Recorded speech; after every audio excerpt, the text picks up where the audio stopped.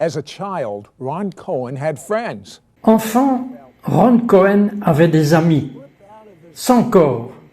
Il avait l'habitude de sortir de son corps et de voyager vers d'autres emplacements. À tout de suite sur cette édition de It's Supernatural. Sid Roth, your investigative reporter, examines this invisible world on It's Supernatural.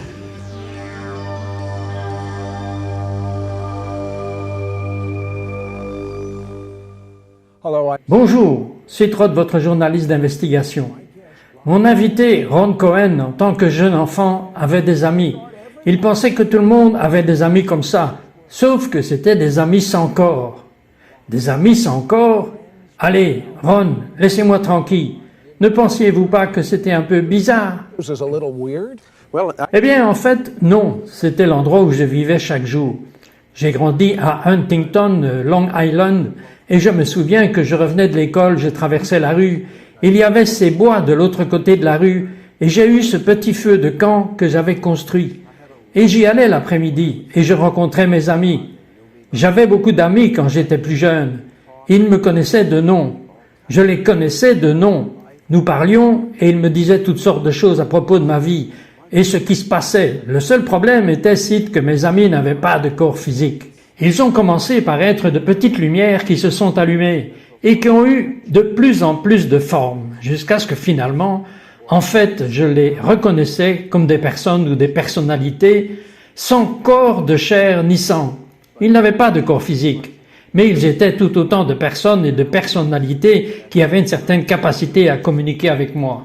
Vous vous rendez compte qu'il y a beaucoup de personnes qui nous regardent en ce moment et qui pensent que, j'ai beaucoup utilisé ce mot dernièrement, que vous êtes meshuga, un peu fou.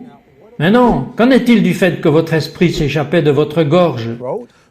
Eh bien, je me réveillais le matin, je viens d'un milieu très juif, mes parents étaient juifs, j'ai grandi à l'école hébraïque et tout ça, mais je me souviens que lorsque j'avais 10, 11 et 12 ans, je me réveillais le matin et je m'éclipsais littéralement de mon corps à travers ma gorge et je pouvais traverser les maisons.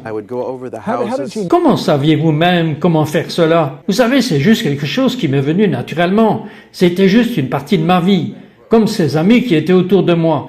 C'est voir dans un royaume spirituel que je ne savais même pas que c'était un royaume spirituel. Je ne savais pas si c'était des amis qui étaient de bons ou de mauvais amis. Ce n'étaient que des entités qui étaient là, des puissances qui étaient, et donc je descendais dans les appartements, vous savez, aller vers eux, voir ce que les enfants faisaient, s'ils faisaient du vélo, ou jouaient au ballon, porter un manteau épais ou autre chose. Comment saviez-vous si ce n'était pas juste l'imagination d'un enfant? Oui, je retournais dans mon corps, je me levais, je m'habillais et je sortais. Et tout était toujours exactement comme je l'avais vu. Et donc je savais que ce que je faisais était réel. Quel type de carrière prépariez-vous? Eh bien, j'ai fini par aller à l'université en Floride. J'allais en pré-médecine. Étant juif, je n'avais que 3 choix. Médecin, avocat ou comptable. Et donc j'ai commencé dans le médical. Et puis en fait j'ai fini dans la comptabilité. Mais je me souviens que dans ma 2e année au collège, je me suis activement impliqué dans l'astrologie, avec la chiromancie, le tarot, les cartes et la kabbale, mais aussi avec un homme qui était connu sous le nom d'Edgar Cayce. Et Edgar Cayce, le monde pense en quelque sorte à lui comme étant un prophète en quelque sorte. Mais Cayce était un canalisateur, c'était un médium qui était en contact, encore une fois, avec l'un des esprits en haut lieu. Cela le mettait en transe et il parlait à travers lui. Vous avez réellement travaillé pour la fondation Edgar Cayce. Des années plus tard, je suis devenu le comptable de la fondation Edgar Cayce à New York. Et j'ai lu son livre noir, son agenda. C'est comme ça que j'en savais plus de son point de vue, ce qui lui arrivait, où il disait que quelque chose l'avait rattrapé, et il a appelé cela un esprit qui le dépassait, qui le mettait en transe et qui parlait à travers lui, encore une fois ne sachant pas si c'était bon ou mauvais. Vous savez, était-ce du côté obscur ou du côté clair? Dites-moi comment, après le collège, vous avez travaillé comme comptable pour un cabinet d'experts comptables, Big 8. Mais que se passait-il avec vous aussi loin de ces amis imaginaires? Oui, c'était un peu 2 vies.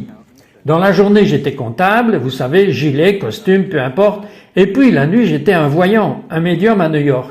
Le royaume du psychisme m'était ouvert dans le domaine des auras, que partout où je marchais dans les rues, je voyais des arcs-en-ciel autour des gens. Je savais qu'ils appelaient cela des auras. Et dans cet arc-en-ciel, je voyais leur grand-mère décédée, ou les parents de leur tante, ce qu'ils faisaient, où ils travaillaient, et donc c'était le plus profond domaine du psychisme qui m'était ouvert à ce moment-là. J'étais aussi alors impliqué avec Edgar Cayce. Après plusieurs années dans la ville, je suis allé en Suisse dans l'école Rudolf Steiner. Ce sont des Rosicruciens, et j'ai passé du temps avec cela. Vous savez, tout le temps essayer de rechercher cette personne. Nous partagions même à chercher cette personne qui était là quand j'avais 12 ans. I was 12 years old, and What my front. happened? Que s'est-il passé quand vous aviez 12 ans? I remember Je me souviens que c'était au mois de juin, à 7 heures du soir. J'ai marché hors de chez nous, à Huntington, Long Island, et là, à ma gauche, à environ 20 pieds de là, se trouvait un homme debout, là, à me regarder. Il avait une longue robe blanche et de longs cheveux bruns. Il avait les mains comme ça. Je me souviens avoir vu des trous rouges dans ses mains. holes in his hands. Oh, that's Ça ressemble à Jésus. Et instinctivement, je savais que c'était Jésus. Comment avez-vous pu le savoir en tant que gosse? Je ne savais rien à propos de Jésus. Est-ce que vos parents vous avaient appris quelque chose? Non, je ne savais rien à propos de Jésus, venant d'un foyer juif. Je pouvais en rire et dire, eh bien, je pensais qu'il vivait dans le bâtiment en bas de la rue qui avait la statue de la dame à l'avant. Vous savez, je pensais qu'il vivait à l'église catholique. Mais deux choses me sont arrivées à ce moment-là, à 12 ans. La première chose était un désir irrésistible de trouver cet homme en réalité, pour trouver le vrai Jésus, pas dans un bâtiment ou une confession ou une religion, mais pour trouver une vraie personne. Et la deuxième chose était une transmission ou une connaissance intérieure de la réalité du royaume des miracles. Alors je savais quand j'étais enfant, en grandissant, qu'il y avait une place pour chacun de nous pour pouvoir atteindre le royaume des esprits et recevoir un miracle dans notre vie de cet homme qui était là dans ma cour devant. Et cela a commencé à 16 ans. En fait, dans ma recherche de le retrouver. To find him. now I know. Maintenant, je sais que vous avez rencontré un gourou en Inde. Mais ce gourou, en fait, est venu à vous dans votre chambre. To you in your Well- bedroom. Eh bien, après être rentré en Suisse, je suis retourné à la comptabilité de l'entreprise à New York. Je me souviens être sorti du bus dans Central Park West et 86e rue. Et là, de l'autre côté de Central Park West, sur un banc dans un coin, était un homme assis là avec des vêtements indiens. Il avait les cheveux noués sur sa tête. Il avait une longue barbe. Et il y avait 30 à 40 personnes assises sur des couvertures et des nattes autour du banc. C'était un groupe étrange au milieu de la ville de New York.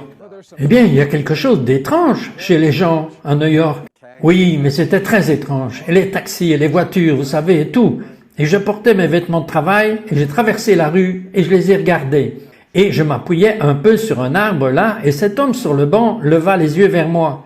Et il a dit, dans le langage des mains, parce que j'ai appris plus tard qu'il était silencieux depuis de nombreuses années. Il m'a regardé et il a dit « Bienvenue à la maison. C'est ce que vous cherchiez ?» Eh bien, je ne savais pas que je cherchais quoi que ce soit. J'étais en route pour la maison venant du travail, mais c'était mon introduction à l'hindouisme, au yoga, à la théorie de l'Est. Et peu importe, et à un homme en Inde nommé Satya Sai Baba. Yes, Sai Baba. C'est ce que j'étais en train de dire. Ce Sai Baba est entré dans votre chambre. Expliquez cela. Explain that. Yeah. Oui, il était connu comme un homme de miracle, encore une fois, entre guillemets. Il avait beaucoup de pouvoir. Il retroussa sa manche et agita sa main en l'air, et des cendres sacrées sont venues du bout de ses doigts. J'ai mangé des noix de cajou qui sont tombées du bout de ses doigts. 2 fois je l'ai vu nourrir 40 000 personnes avec 2 seaux de nourriture, du riz dans l'un et du curry dans l'autre, et juste tous ces signes ou miracles qui semblaient arriver. Eh bien, c'était mon apprentissage à propos de lui. Quelques mois plus tard, j'étais réveillé à 3 heures du matin, et il était là debout au pied de mon lit. Standing at the foot of my bed. How did he get? Comment est-il entré? Il était juste debout, là-bas. Je suis sérieux, ce n'est pas une vision, il était effectivement là. Et il m'a regardé, a pointé son doigt vers moi, et il a dit « Il est temps que tu viennes en Inde et devenir mon disciple. » Puis il a disparu. Alors, qu'est-ce que vous avez fait? Eh bien, je devais le suivre, je pensais que c'était un commandement du ciel, vous voyez. Et encore, en tant que juif, je suis à la recherche de ce Jésus, ce Messie. Mais je ne connais pas autre chose, vous savez, donc je vais passer d'une chose à l'autre, et donc j'ai quitté mon emploi comptable et je suis parti en Inde. My accounting job and went to India. And Well, what did you Maintenant, qu'est-ce que vous cherchiez quand vous étiez un gourou? a guru? Eh bien, après que je sois arrivé en Inde, mes cheveux ont commencé à grandir très longtemps, j'ai commencé à me laisser pousser la barbe, j'avais l'habitude de porter ces robes oranges.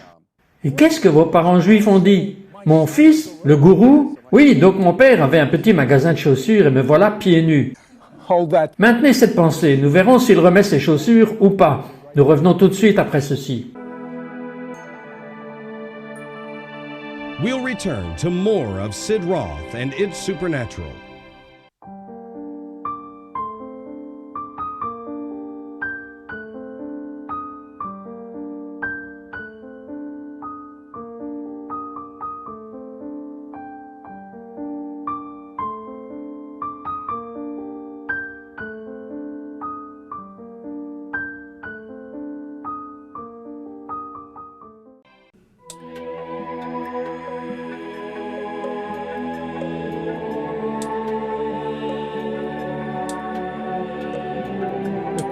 Hello. Bonjour, Citroën, votre journaliste d'investigation. Et oh, que feriez-vous si vous aviez votre fils d'une belle famille juive qui devient un gourou? Vous lui avez fait passer le collège, il est CPA, il est dans une grande entreprise de 8 CPA et il part en Inde ressembler à un gourou? Qu'est-ce qui vous est arrivé, Ron, en Inde? What happened to you, Ron, in India? well, I spent Eh bien, j'ai passé les 6 premiers mois là-bas avec cet homme, Sai Baba. Satya Sai Baba, la mère et le père de toute vérité, l'homme qui ne prétend pas être Jésus, mais celui qui prétend avoir envoyé Jésus sur la terre. Donc, il prétend être Dieu lui-même. Et bien sûr, nous pourrions tous en rigoler, mais il a des millions et des millions d'adeptes hindous. Vraiment? Autant? Et tout au long de l'Amérique et du Canada et en Europe. Canada and Allez, Europe. Par curiosité, y avait-il beaucoup de Juifs impliqués dans ces choses avec vous? Things with you. You know, for Ah, vous savez, de ce que j'ai compris et des études qui ont été faites, un pourcentage écrasant de Juifs sont impliqués dans l'occultisme. Avez-vous une idée pourquoi? Eh bien, j'ai mon sentiment à ce sujet. Mais je sens à cause de cet appel de Dieu qui descend à travers les générations, retournant jusqu'à Abraham, il y en a encore qui font appel au cœur juif pour connaître le Messie. Mais nous ne savons pas comment y arriver. D'abord à cause de tout ce qui s'est passé. initially, because of all that's happened. I remember. Je me souviens de vous assis sur un banc du parc et vous aviez fait un vœu de silence ou quelque chose. Et un chrétien s'est approché de vous. Et qu'a-t-il dit? What did he say? Well, Eh bien, après que nous soyons revenus d'Inde, nous voyageons autour des États et nous avions un bus et une caravane. Je suis allé de ville en ville enseigner le yoga et tout le merveilleux des choses que, vous savez, j'avais appris à l'époque. Et nous sommes allés au Mexique, en Californie du Sud. Finalement, cela a fini à UC Berkeley, l'université de Berkeley. Et je suis descendu du bus et je me suis assis sur un banc pendant 35 jours au milieu du campus de Berkeley sur la place Sproul, portant des robes blanches et les cheveux longs et les jambes croisées sur un banc. Je parie que vous avez pensé que vous étiez quelque chose. Eh bien, des centaines de personnes faisaient la queue pour me baiser les pieds. Sérieusement? À cause de tout ce qui se passait alors, vous savez, des puissances qui étaient là, mais je me souviens qu'il était 11 heures du matin. Et un jeune homme portant une chemise blanche, à manches courtes et cheveux blonds courts, a parcouru tous les gens qui étaient assis sur les nattes autour de mon banc. Il s'est avancé vers moi, il m'a regardé et il a dit « Avez-vous Jésus dans votre cœur ?» J'ai dit, avec le langage des mains, parce que j'étais toujours silencieux, j'ai dit « C'est sûr que j'ai Jésus dans mon cœur. Et le bélier est dans mon cœur, le Krishna est dans mon cœur, et vous êtes dans mon cœur aussi. » J'avais un grand cœur à l'époque. Puis il m'a demandé si j'étais rempli de l'Esprit Saint. Et j'avais tellement beaucoup d'énergie de méditation dans mon corps que je pouvais tenir ma main et des rayons de lumière bleue de 3 pieds sont sortis du bout de mes doigts, visibles au soleil. Et j'ai levé la main et j'ai dit, c'est sûr que j'ai l'Esprit Saint. Et il a pointé son doigt vers moi et il a dit, tu mens. Jésus n'est pas dans ton cœur et tu n'as pas le Saint-Esprit. Je peux le voir dans tes yeux. Et il s'est retourné et s'en est allé. Il est parti, il a disparu. looked away, and 30 feet away, he disappeared. And he, Est-ce que cela a eu un impact sur vous? Vous savez, nous tous, avec le groupe qui m'était proche, nous nous souvenons tous de l'avoir regardé disparaître, juste comme ça, juste pouf. Mais au départ, il n'y avait pas impact, sauf que c'était très Qu'est-ce que vous voulez dire par disparaître? Juste pouf, juste comme ça, où il n'était plus. Vous voulez dire qu'il s'est juste échappé à travers la foule? Non, non, il n'y avait pas ce genre de foule. Tout le monde était assis. Il s'est éloigné, puis à 20 pieds de là, il a disparu. You had your Ok, maintenant, vous avez vos groupies, appelons-les vos disciples, vous embrassant les pieds. Vous êtes dans un bus et vous allez de région en région. Donnez des cours et vous êtes allé à New York. Bien, après cette expérience, quelques jours plus tard, nous sommes montés dans notre bus et nous avons commencé à voyager à travers le pays. Retour vers le nord de l'État de New York à une fête d'anniversaire de ce gourou qui était sur le banc. Aussi un juif qui était sur ce banc, il y a de nombreuses années.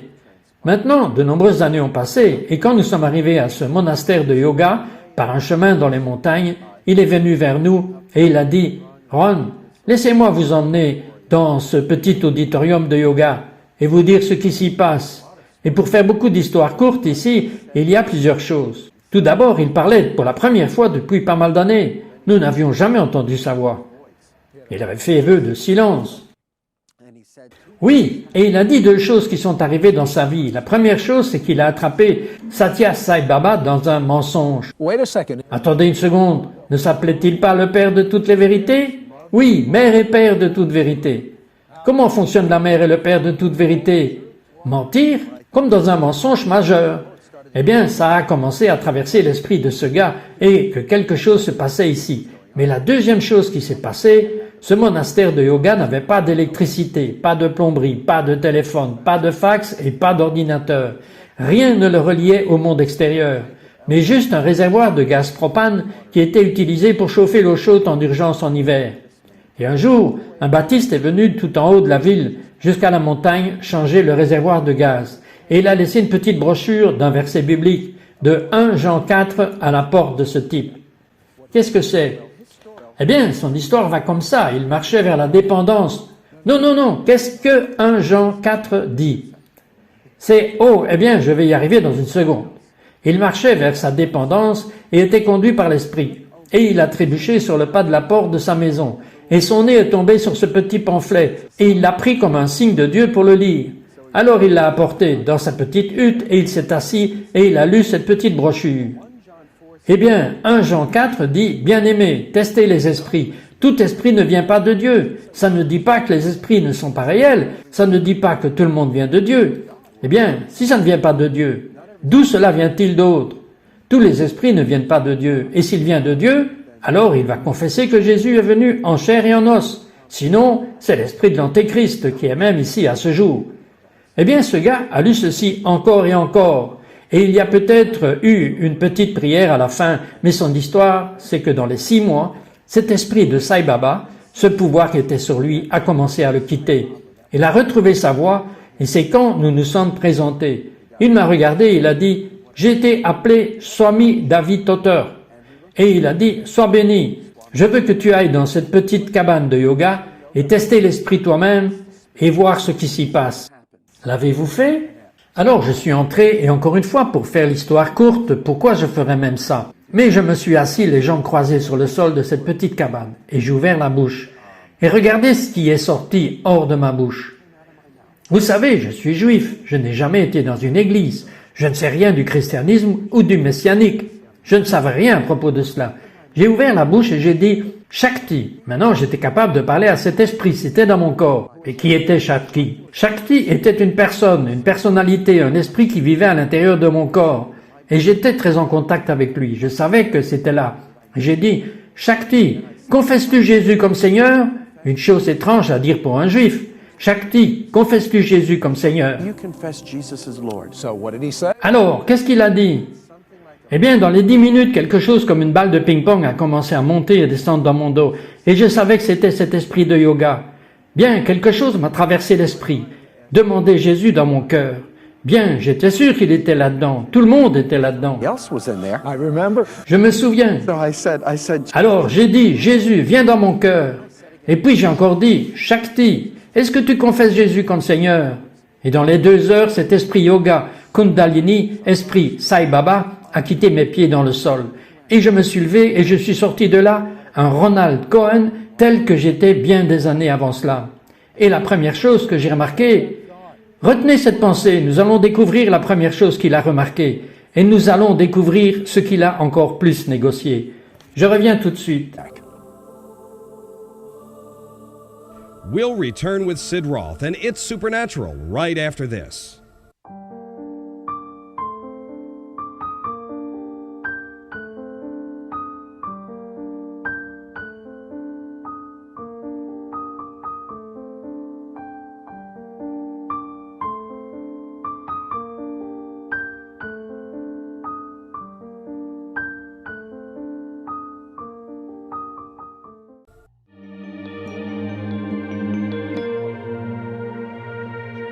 Hello. Bonjour, Sid Roth ici. Je suis tellement absorbé par ce que Ron Cohen me dit. Avez-vous noté ce qu'il a dit?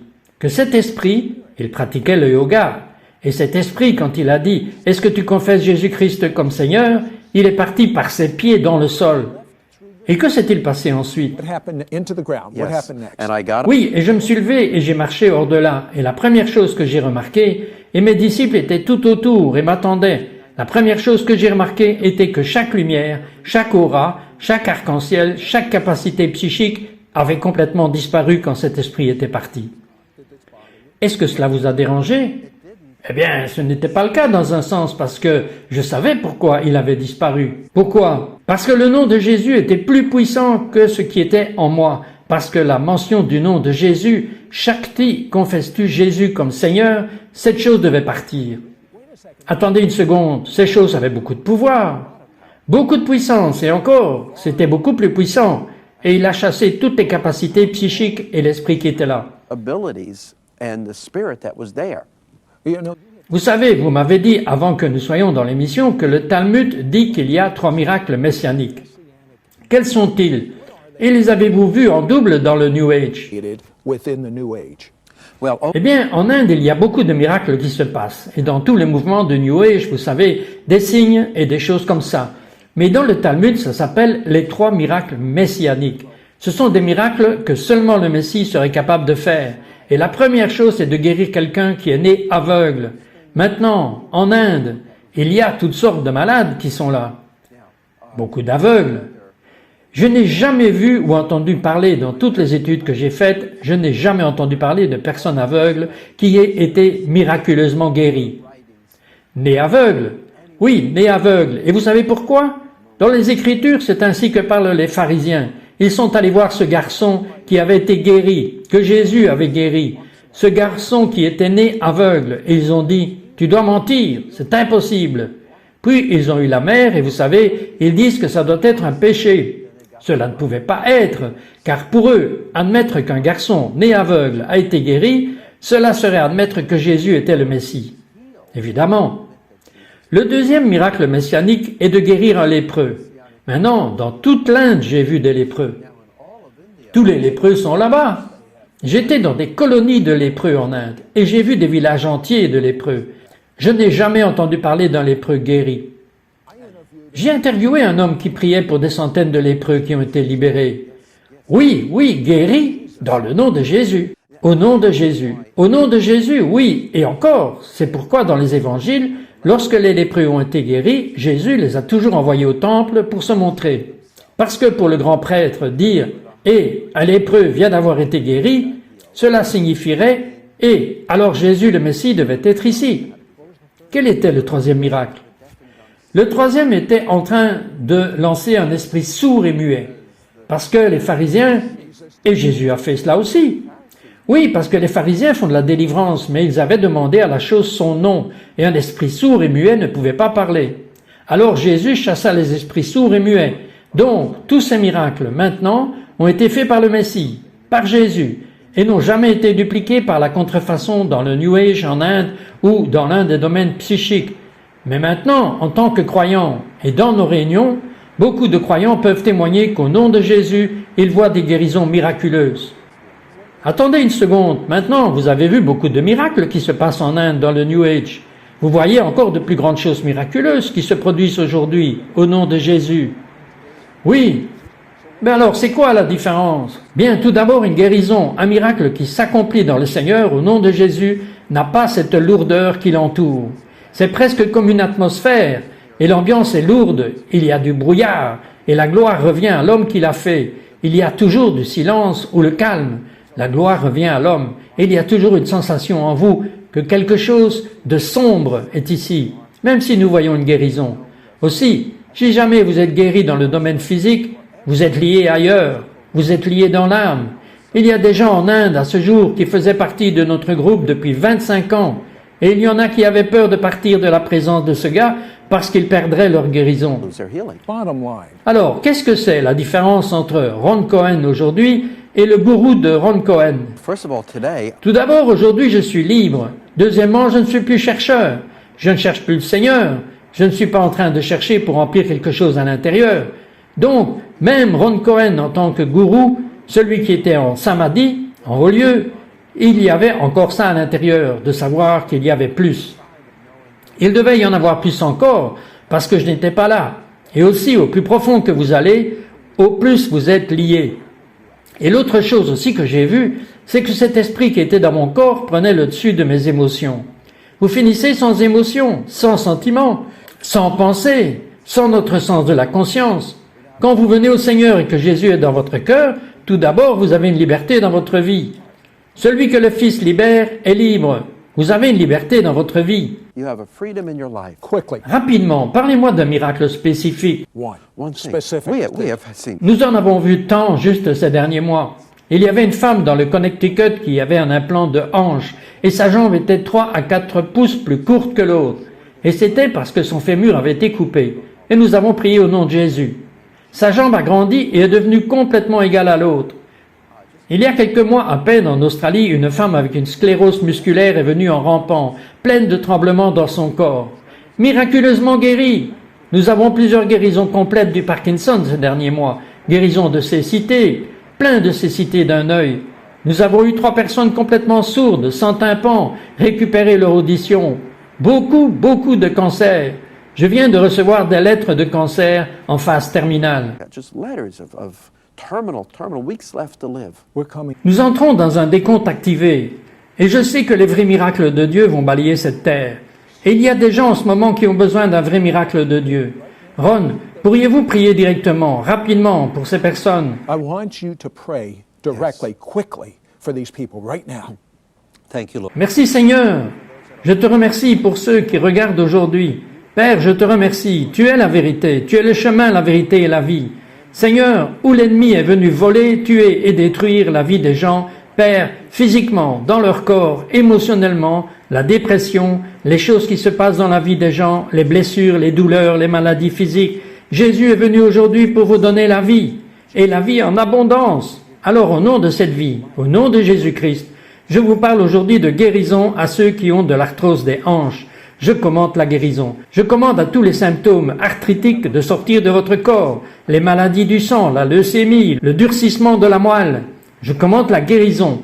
Je sens juste qu'il y a des personnes atteintes de maladies pulmonaires qui regardent aujourd'hui, des emphysèmes et autres. Je commande la guérison de chaque poumon au nom de Jésus, colite et diverticulite, et les maladies du côlon guéries au nom de Jésus. Et revenez la semaine prochaine et nous continuerons cela. C'est bon de connaître le Dieu vivant. C'est bon, moi je vous le dis.